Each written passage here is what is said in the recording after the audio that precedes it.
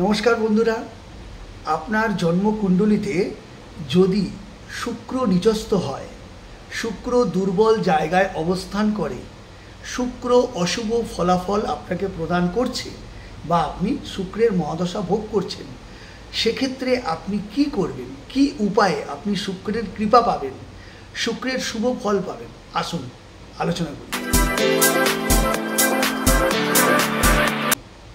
প্রতি শুক্রবার যদি আপনি নারী হন তাহলে কোনো পুরুষকে সাদা মিষ্টি দই দান করুন, এর স্বাদ নিন, অথবা সাদা বস্ত্র এবং পারফিউম দান করুন। আর যদি আপনি পুরুষ হন তাহলে প্রতি শুক্রবার দই, সাদা মিষ্টি দই, বস্ত্র, সাদা বস্ত্র এবং পারফিউম দান করুন। এতে আপনি প্রচুর শুভ ফল পাবেন। এতে আপনার শুক্রদেব তুষ্ট হয়ে, তৃপ্তি হয়ে আপনাকে শুভ ফল প্রদান করবে, এটা প্রমাণিত। ধন্যবাদ। জয় মা তারা।